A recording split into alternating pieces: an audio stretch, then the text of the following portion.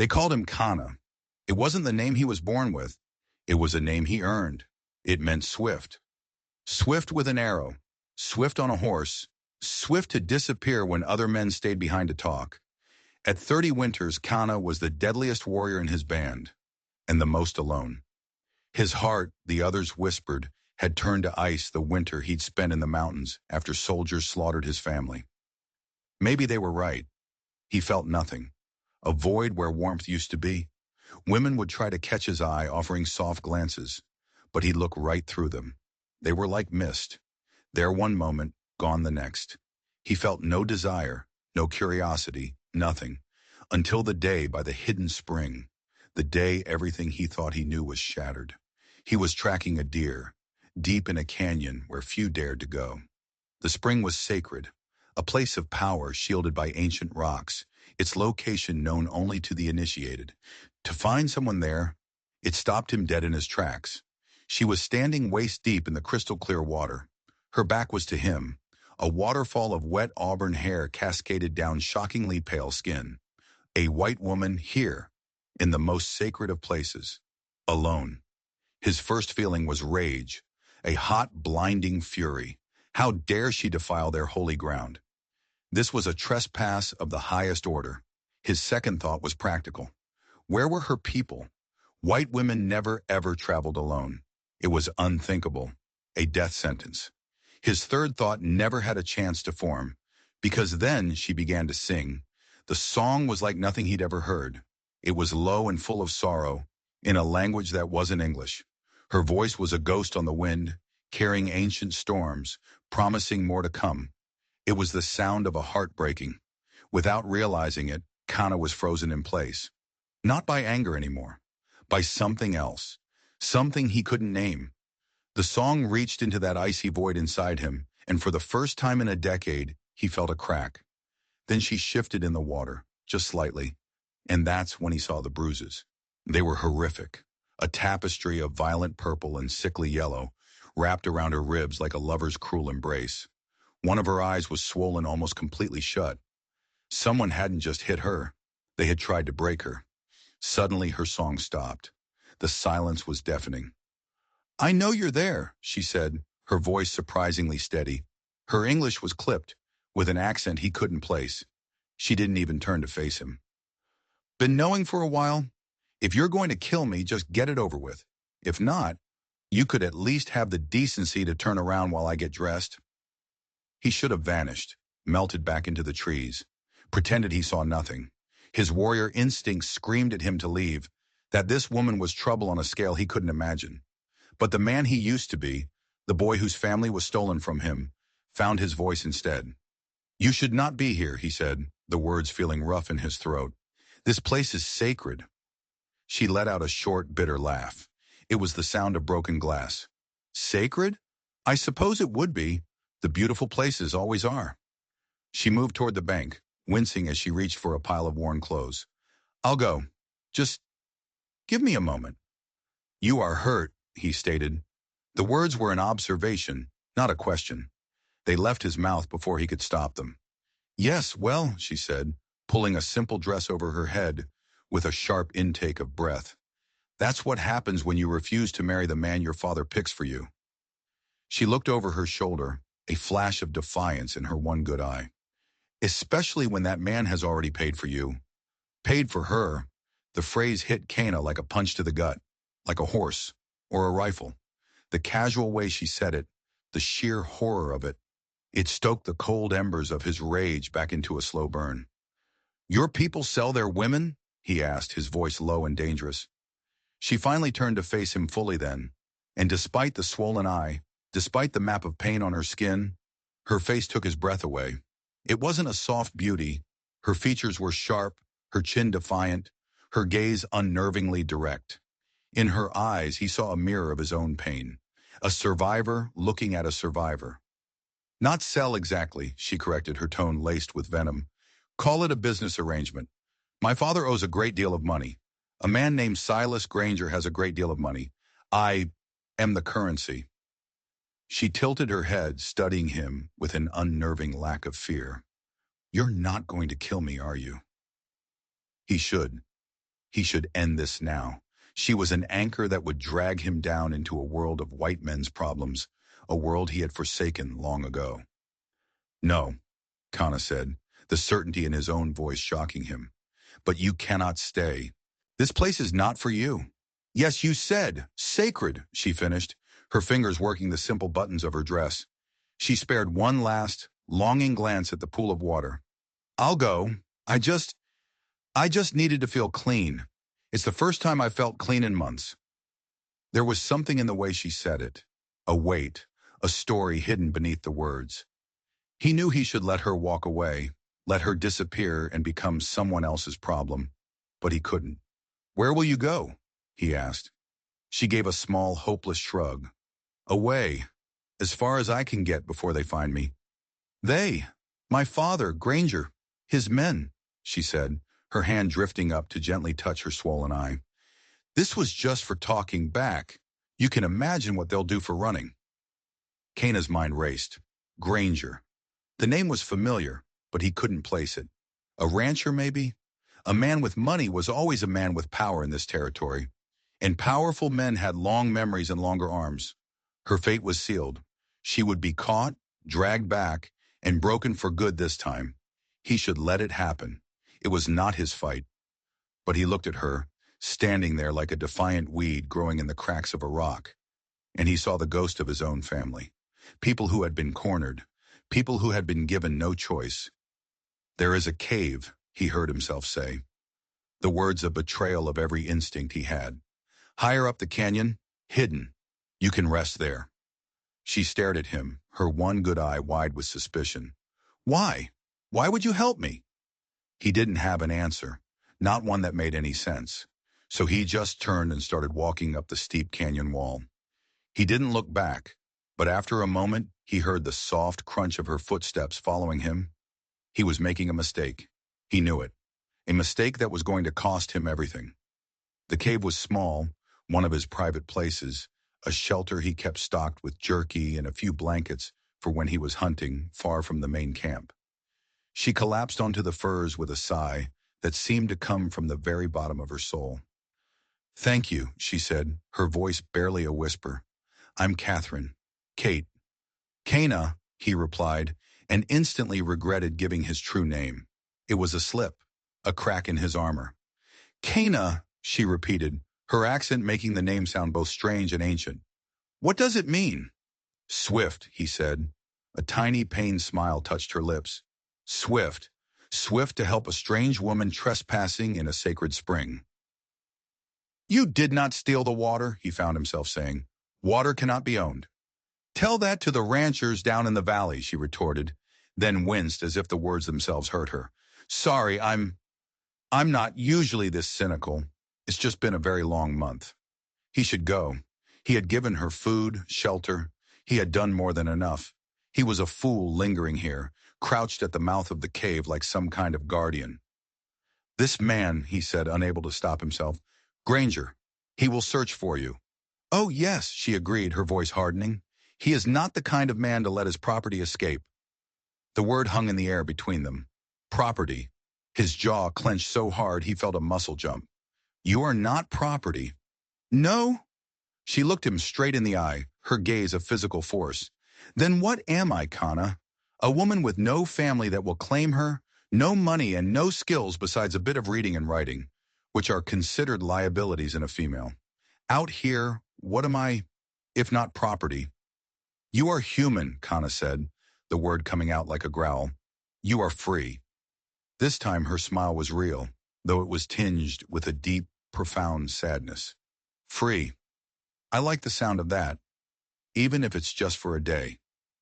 He left her then, melting back into the wilderness. But he couldn't stay away. The next day he found himself returning, a fresh rabbit in his hand. He also brought news. Granger's men were everywhere. They were sweeping through the territory, a swarm of angry hornets. They'd even questioned a nearby band of Apache, asking about a runaway white woman with auburn hair. His own people, thankfully, had seen nothing and had told the white men to leave their lands. You could have turned me in, Kate said, her eyes fixed on him as she skillfully skinned the rabbit he'd brought. He was surprised she knew how. You probably would have received a handsome reward. Money is nothing, Cana said. The word's an old truth for his people. Freedom is everything.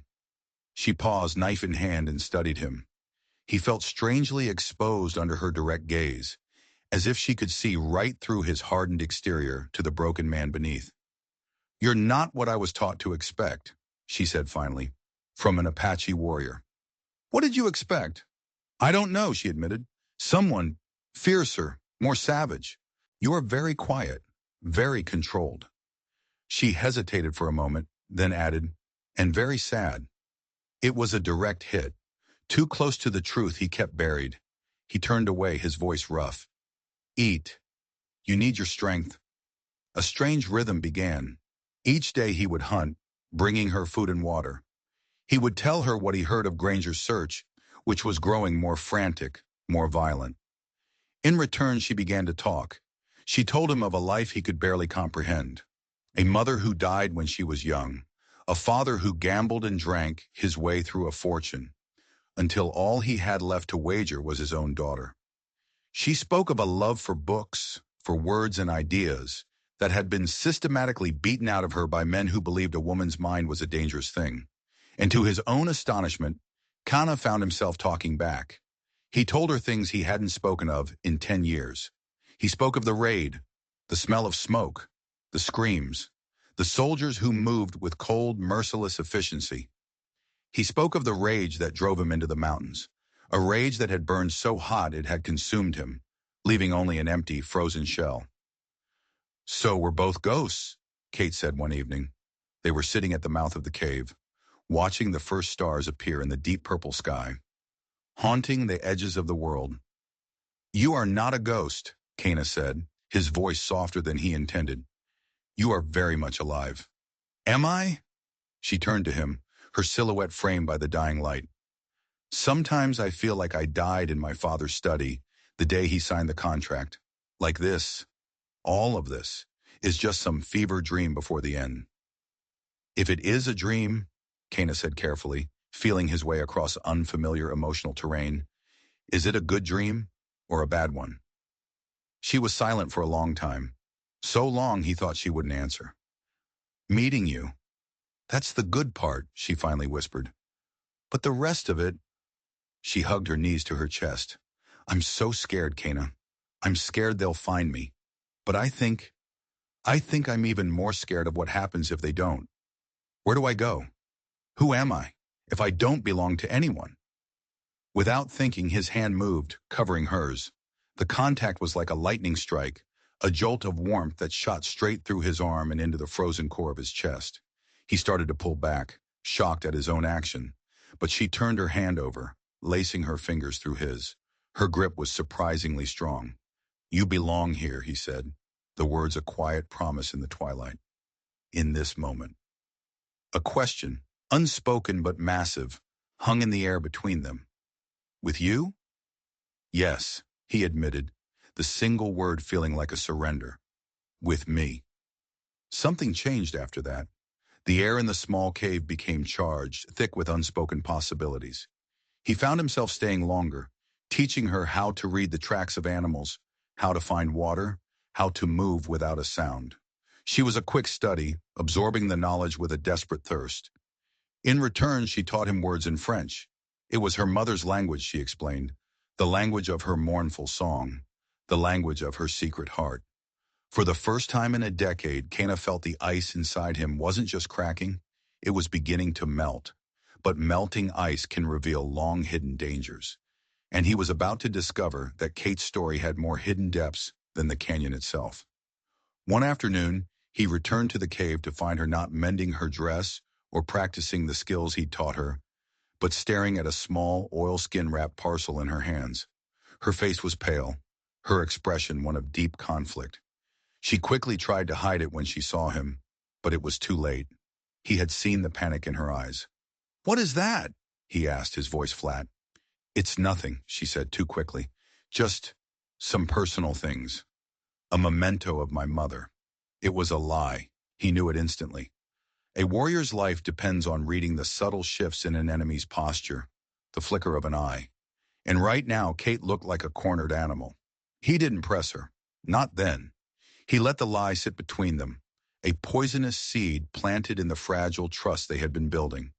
He watched her more closely after that. He noticed how she never let the small parcel out of her sight. He saw how her eyes would dart towards the canyon entrance whenever a hawk cried, mistaking it for the whistle of a man. Her fear was real, but he started to wonder if it was just Granger she was afraid of. The breaking point came a few days later. He had been scouting the lowlands and found the tracks of shod horses, at least a dozen riders. They weren't soldiers, and they weren't cowboys. They moved with a purpose that chilled him to the bone. They were hunters, professional manhunters. Granger hadn't just hired a few thugs. He'd hired a private army. Why? Why would any man spend a fortune to retrieve one woman, no matter how much he'd paid for her? A man like Granger could have his pick of any number of women. This wasn't about a broken marriage contract. This was about something else entirely. He returned to the cave after dark, his mind a whirlwind of suspicion. He found Kate asleep, her breathing shallow, her face etched with worry even in her dreams.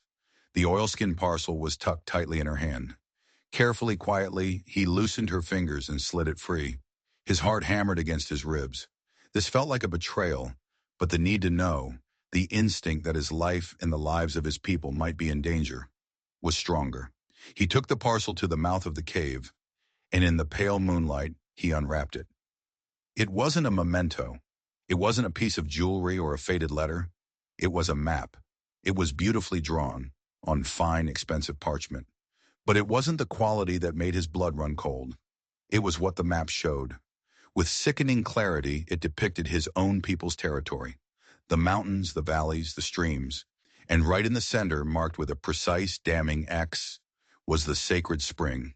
Their spring. Around the X, there were notes scrawled in a neat hand. Words he could read, thanks to a missionary he'd tolerated as a boy. Words like vein, quartz, deposit, and silver.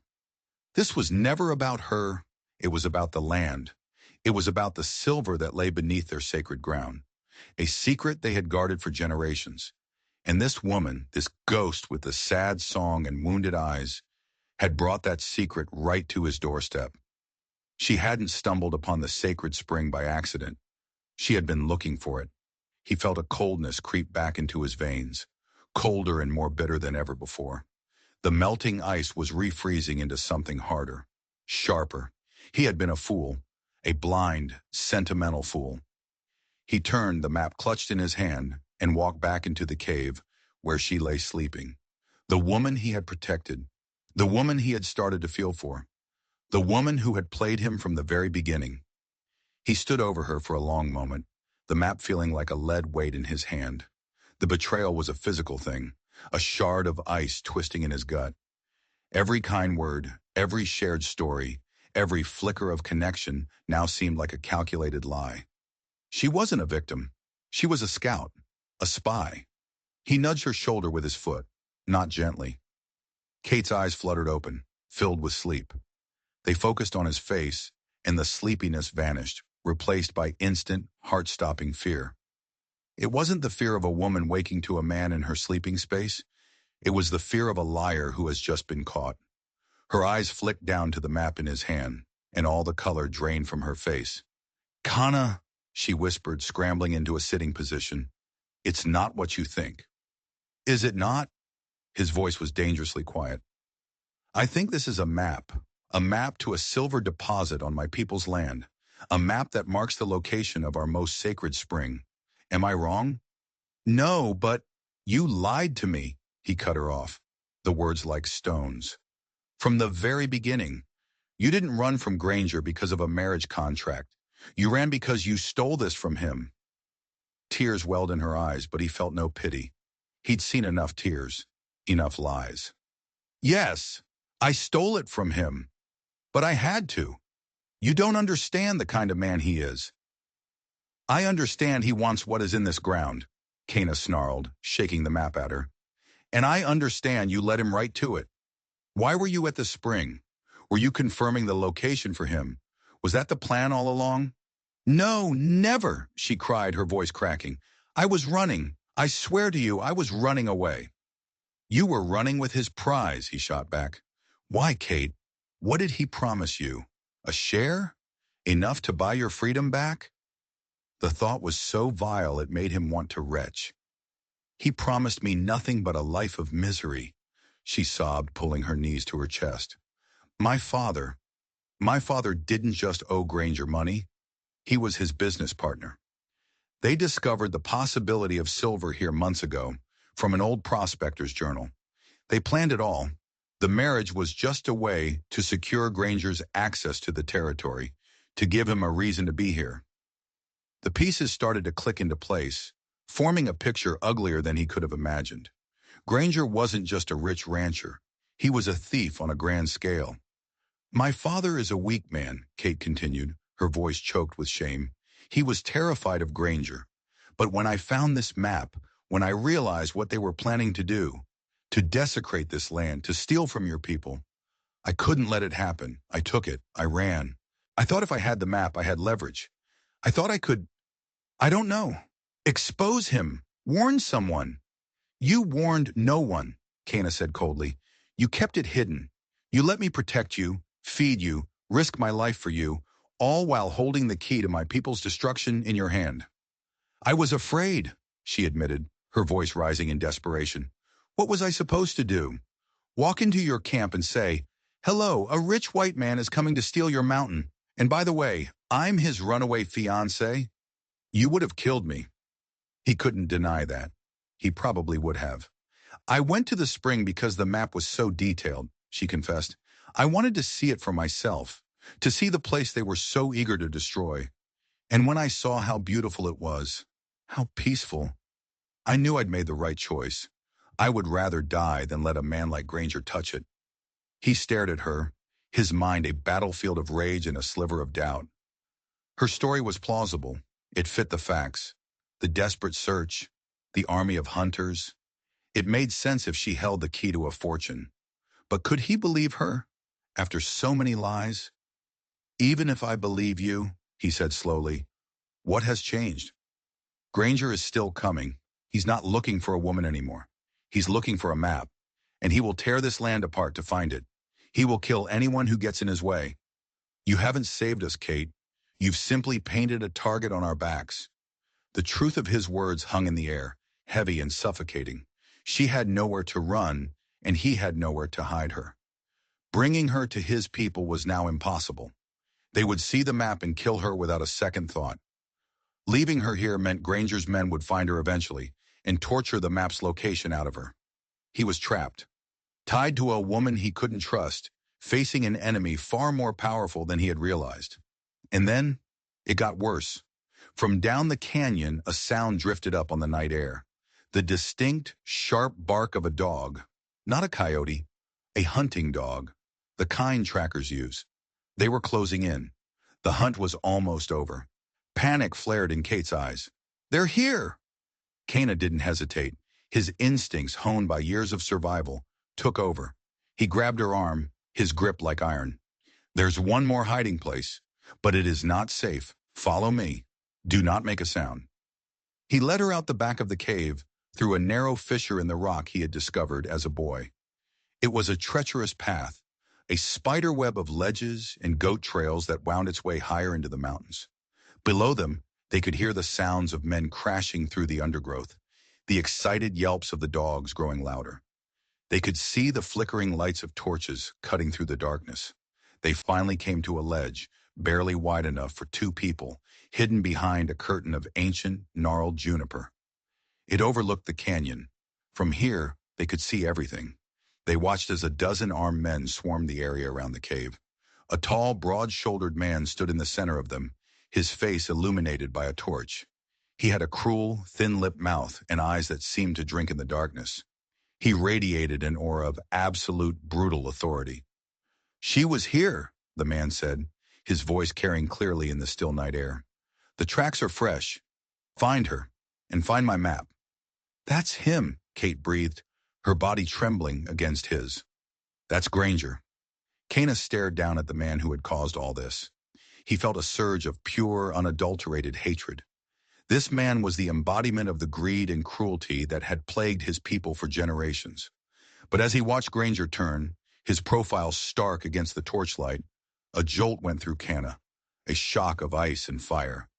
It wasn't just the man's voice, which had tickled a dark corner of his memory.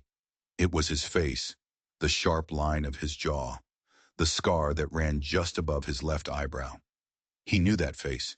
He had seen it before, 10 years ago, lit by the flames of his burning home.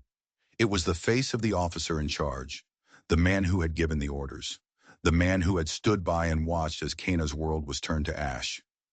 It wasn't just a rich prospector named Silas Granger. It was Captain Silas Granger of the 3rd Cavalry, the butcher who had commanded the massacre of his family. The void inside Cana, the frozen dead part of him, suddenly erupted like a volcano. The ice didn't melt. It vaporized in an instant, replaced by a white-hot rage that threatened to consume him whole. This was never about a map. It was never about a woman. This was about ghosts, and a debt that could only be paid in blood. The world narrowed to a single point, the man standing below, the architect of his pain. Cana's hand went to the knife at his belt. Every instinct, every fiber of his being screamed for him to leap from the ledge, to drive his blade into the heart of the monster who had haunted his every waking moment for a decade. It would be a suicide mission, but it would be worth it. Kate must have felt the shift in him, the sudden, murderous tension coiling in his muscles. She grabbed his arm, her nails digging into his skin. "Cana, no!" she hissed, her voice a desperate plea. "Not like this. You'll be killed before you take 2 steps. Her words were a splash of icy water, just enough to break through the red haze of his rage. She was right. It was a fool's death. He was one man against a dozen. His revenge had to be colder, sharper. He forced himself to breathe, to push the rage down, to let it cool and harden into a deadly purpose. He looked at Kate, and for the first time he saw her not as a liar or a victim, but as a weapon. She was the key. She didn't know it, but she was the bait for the trap he was already beginning to build in his mind. "We go," he whispered, his voice raw, "to my people." "But you said—" "I was wrong," he cut her off. "This is bigger than you. It's bigger than me. This is a fight for our survival." Taking her to his camp was a monumental risk. They might kill her on sight, but it was the only chance they had. He had to convince them. He had to make them see that Kate wasn't the enemy. She was the unwitting lure for an old ghost they needed to put in the ground for good. The journey to the main encampment was a silent, grueling ordeal. They moved through the darkness like wraiths, Cana pushing a relentless pace. He didn't offer Kate a hand, didn't speak a word. He was locked inside his own cold fury, replaying the massacre in his mind, Granger's face superimposed over it all. They arrived just before dawn. The camp was stirring, the first wisps of smoke rising from the lodges. The sentries spotted them immediately, their arrows drawn. Kana gave the sign of peace, his name, and they were allowed to pass, though their eyes followed Kate with open hostility. His sister Ayana emerged from their family lodge. She was a strong woman, with eyes as sharp as his. She took one look at Cana's face, then at the bruised, terrified white woman behind him, and her expression hardened. "Brother," she said, her voice low, "what have you done?" "I have brought a message," Kana said, his voice ringing with an authority that made others stop and listen. "A warning. An old enemy has returned." He held up the map. "And this is what he seeks." He called a council of the elders and the other warriors. He stood before them, with Kate standing behind him like a prisoner, and he told them everything. He laid the map on a buffalo hide for them all to see. He told them of the silver, the secret they had all sworn to protect. He told them of the woman's lies, of her theft of the map. He watched their faces darken with anger, their hands moving to their knives. But he didn't stop there. "The man who seeks this map," Kana said, his voice dropping, becoming thick with a decade of hatred. "He calls himself Granger now, but I know his true face. He is Captain Silas Granger, the one who led the soldiers, the one who burned our homes, the one who murdered our families." A wave of shock and fury rippled through the assembled people. Old wounds were torn open. The ghosts of the dead cried out for vengeance. The mood shifted in an instant. This was no longer about a greedy prospector. This was about a reckoning, but the anger towards Kate remained. "She is one of them," a warrior named Stone Eagle shouted, pointing at Kate. "She led him here. Her story is a convenient lie. How can we trust her? She is his pawn." "She is my pawn," Kana corrected, his voice like flint. The words were a shock, even to him. "Granger does not know that we have the map. He does not know that I know who he is. All he knows is that his runaway prize has disappeared into our lands. He will be cautious, but his greed will make him reckless. We can use her. We can use this map to lead him not to silver, but to his death." He was proposing a dangerous game, using Kate as bait, turning her deception back on their enemy. The elders debated, their voices low and urgent. Kana could feel Kate trembling behind him. Her fate, and the fate of his people, hung in the balance, resting on the edge of a knife. He had laid his cards on the table. He had twisted her lie into a potential weapon. But there was one more twist to come. A secret Kate still held. One that would change the nature of the game completely. Ayana, his sister, had been watching Kate not with hatred, but with a sharp analytical curiosity. While the men spoke of war and traps, Ayana walked over to Kate, ignoring the gasp from the others. "You are hurt," Ayana said, her voice surprisingly gentle as she pointed to a deep, ugly gash on Kate's forearm that Kana hadn't even noticed in his fury. It was half hidden by her sleeve. "That is not from a beating. That is a knife wound." Kate instinctively covered her arm, her eyes wide with fear. Ayana looked at Kana. "Brother, the story is not finished." All eyes turned to Kate. The pressure was immense. The warriors, the elders, his sister, they were all waiting. "Tell them," Kana commanded, his voice leaving no room for argument. "Tell them the rest of it, now." Kate took a shuddering breath, her eyes darting from face to hostile face. "The bruises. Granger gave me those," she said, her voice shaking. "But the knife wound, that was from my father." A murmur went through the council. "He tried to stop me," she explained, the words tumbling out in a rush. "When he found me with the map, he wasn't angry. He was terrified. He said Granger would kill us both. He begged me to put it back. When I refused, he grabbed a letter opener from his desk. He said he couldn't let me ruin everything. He didn't mean to cut me so deeply, I think. He was just a desperate, weak man." But that wasn't the final secret. There was more. "When I ran," she said, looking directly at Kana, her eyes pleading with him to believe her, "I took something else, not just the map." She reached into a hidden pocket sewn into the seam of her dress. Her fingers were trembling so badly she could barely work the simple fastening. Finally, she pulled out a small, leather-bound book. It was worn, the cover soft with age. It looked like a diary.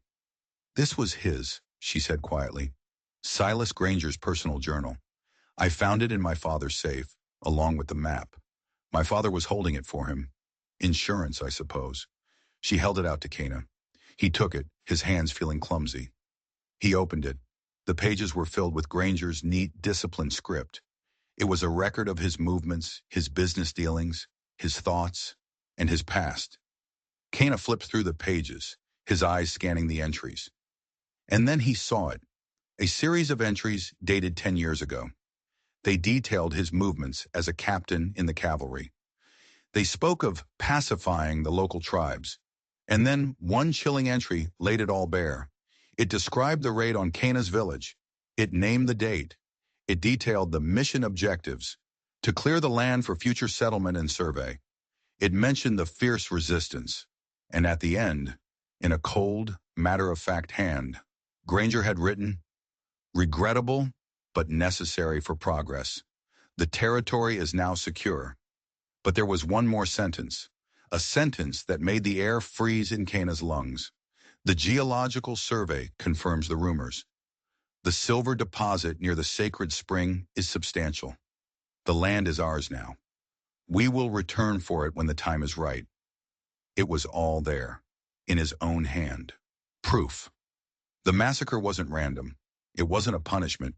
It was a calculated act of theft and murder, a prelude to seizing their land and their silver. All this time, Granger had been waiting, building his fortune, preparing to come back and claim the prize he had killed for a decade earlier. The marriage to Kate, the partnership with her father. It was the final phase of his 10-year plan.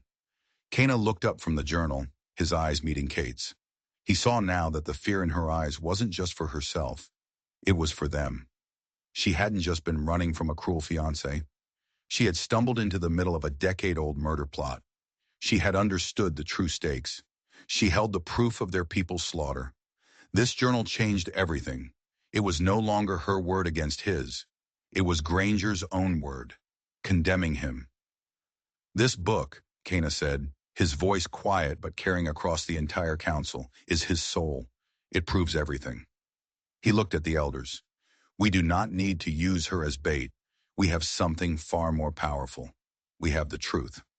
The plan that formed was not one of simple revenge. It was a plan for justice. Cold, calculated, and absolute. They would not just kill Granger, they would destroy him. They would use his own greed, his own words against him. They sent out scouts, not to fight, but to watch. They tracked Granger's every move. His hunters were growing frustrated, sweeping wider and wider across the territory. They were getting careless, convinced they were chasing a lone, helpless woman. Meanwhile, Ayanna took Kate under her care. She tended to her wounds, both visible and invisible. She saw the strength in the white woman, the steel that had allowed her to survive. A hesitant, fragile bond began to form between them. Kate, for the first time in her life, was being seen not as property or a pawn, but as a person. She began to learn their words, their ways, her desperation to belong shining in her eyes. Kana watched this from a distance. The inferno of his rage had cooled into a single, sharp point of focus. He spent his days sharpening his arrows, his mind sharpening the details of the trap. He and Kate rarely spoke, but a new understanding passed between them. He had seen the truth in her eyes, and she had seen the ghost in his. The plan was audacious. They would leak information. A lone trapper, captured and then escaped from their camp, would report back to Granger's men. He would tell them that the Apache had the woman and that they were planning to trade her and the map she carried to the army at the nearby fort in exchange for supplies and a truce.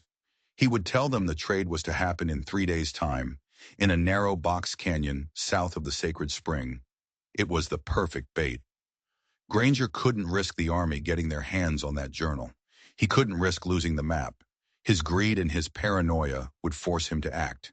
He would have to intercept the trade. He would walk right into their trap. The night before the plan was to be set in motion, Kana found Kate sitting alone, staring up at the stars. She had been given clean clothes, a doeskin dress, and Ayanna had braided her auburn hair in the Apache style. She looked different. She looked like she belonged. "Are you afraid?" he asked, sitting near her, but not too near. "I've been afraid my whole life," she answered without looking at him. "Afraid of my father, of Granger, of being alone. But this is different." She finally turned to face him. "This feels like fighting back for the first time ever. It's terrifying, but it's also the first time I've ever felt truly free." "Freedom is everything," he said, the words a quiet echo of their first conversation. "You said I was a ghost," she remembered. "I think maybe I'm finally ready to stop being one." She looked at him, her green eyes clear in the moonlight. "And you, Kana? When this is over, will you be able to let your ghost rest?" He had no answer for her. He didn't know if the rage that had defined him for a decade could ever be extinguished. He only knew that tomorrow he would face the man who had created it, and only one of them would walk away. The day of the trap dawned clear and cold. The box canyon was a perfect killing ground. High walls, a single entrance. Kana and 50 of his best warriors had hidden themselves among the rocks, silent and invisible. They were ghosts of a different kind, vengeful spirits waiting to collect a debt. Ayanna and Kate were there too, hidden in a high alcove with a clear view of the canyon floor. Kate was the centerpiece of the ruse. She had to be visible. From a distance, she, along with 2 warriors disguised as her guards, would look like a prisoner being escorted to a trade. Kana watched as Granger and his men rode into the canyon. There were 15 of them, all heavily armed, their faces hard and cruel. They moved with the arrogance of men who believe they are the predators. Granger was in the lead, his eyes scanning the canyon, hungry for the prize he believed was his. He saw Kate. A flicker of triumph crossed his face. "Hold your positions," he commanded his men, his voice echoing off the canyon walls. "Let's see who they're meeting with." He clearly expected a small party of Apache, easily overcome. The trap was sprung, not with a volley of arrows. That would have been too simple, too quick. Kana stepped out from behind a boulder, alone.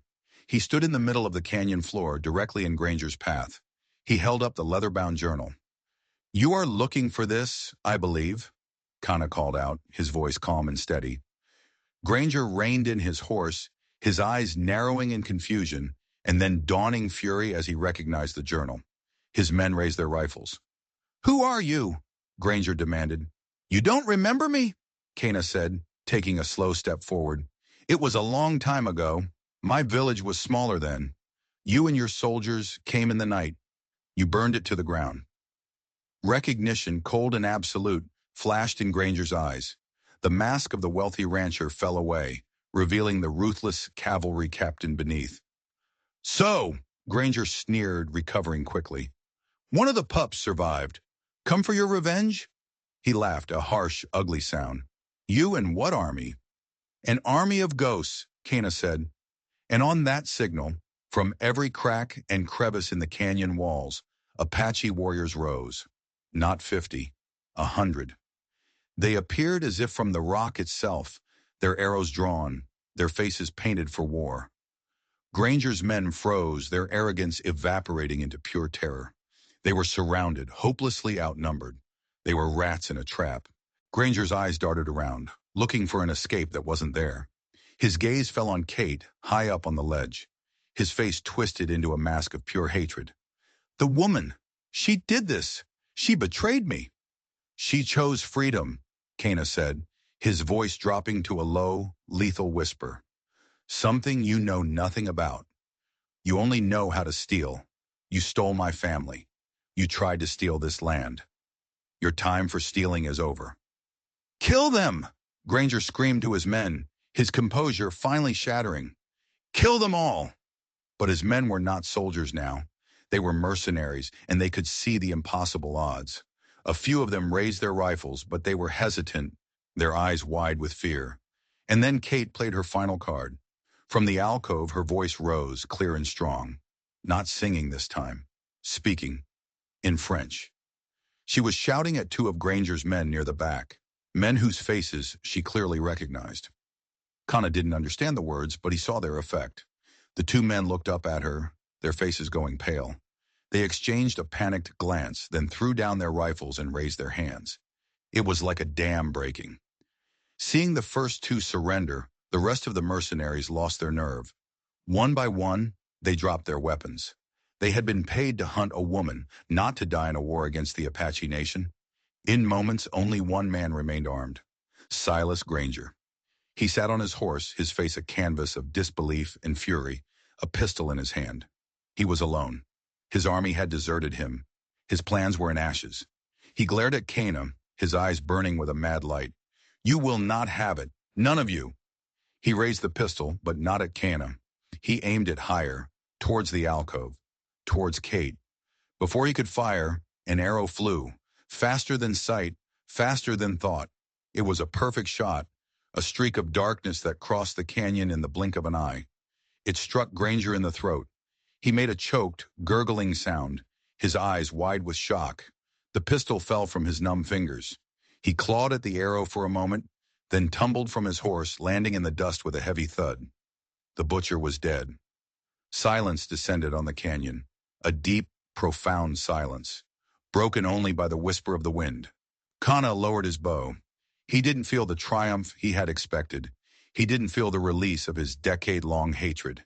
He felt quiet. The roaring fire inside him had finally burned itself out, leaving not a void, but a profound and peaceful stillness.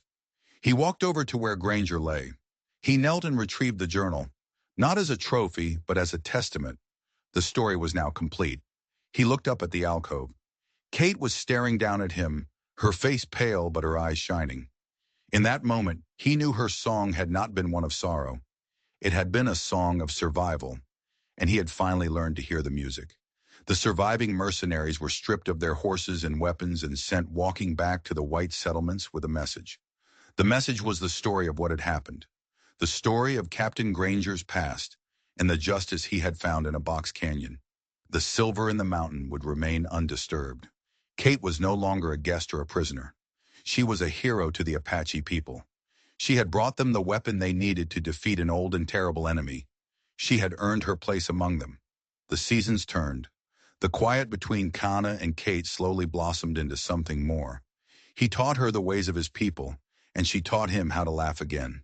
He discovered that her sharp mind and fierce spirit were not liabilities but treasures.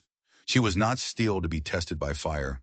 She was the river that shapes the stone, powerful and patient. They were married not with a contract, but with a promise to honor the freedom they had fought so hard to win. Ayana sang the blessings, her voice full of joy. Years later, they would have children, a daughter with her mother's green eyes and defiant spirit, and a son with his father's quiet strength and swiftness. They named their daughter Singing Water, for the sacred spring where a broken warrior had first heard the song of a ghost and found a reason to live again. One evening, as they sat outside their lodge watching their children play, Kate turned to him. "Do you ever think of him?" she asked quietly. Canaan knew who she meant. He followed her gaze to the mountains, where the sacred spring still flowed, pure and untouched. "I remember what he did," Cana said, "but I no longer see his face. When I look back on that time, the only face I see is yours." He took her hand, their fingers lacing together in a familiar, comfortable rhythm. Two damaged people from two different worlds, who had found in each other not a solution to their pain, but a partner to share it with. They had taken the ugliest parts of their past, the lies, the violence, the betrayal, and built something beautiful, a family, a life, a future. He was still Kana, still swift, but he was no longer swift to leave. He was swift to defend his family, swift to smile at his wife, swift to pull his children into his arms. The ice in his heart had not just melted. It had become the cool, clear water of the sacred spring itself, a source of life and strength. They had faced the monster from their past and defeated him, not just with arrows and knives, but with the truth. And in doing so, they had finally, truly become free. If you were on the edge of your seat through Kana and Kate's story, do me a favor and absolutely demolish that subscribe button. We share new tales of survival, justice, and the unexpected twists of fate every single week, and you won't want to miss what's coming next. And let me know in the comments. When Kana first found the map, what would you have done? Could you ever have trusted Kate again? I can't wait to read your answers. Thanks for listening.